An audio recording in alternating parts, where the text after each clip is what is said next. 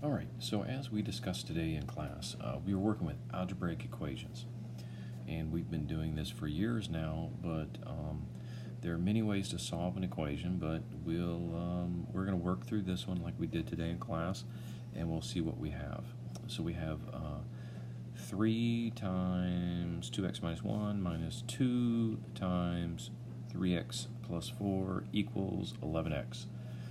So we always need to do our order of operations. So the first thing we're going to do is grouping symbols.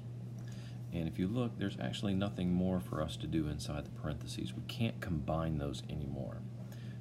So let's go ahead, and there's no exponent, so we're going to go to our multiplication. So we're going to go ahead and use our distributive property and distribute out our multiplication here.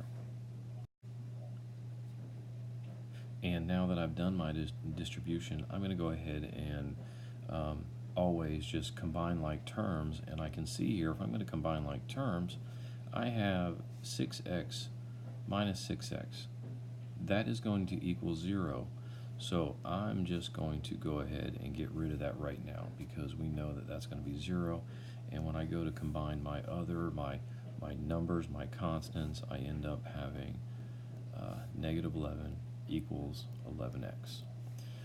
Last step usually is going to be we're going to go ahead and divide by our coefficient of x, which happens to be 11. So then I simplify that out, and we know that those will cancel out.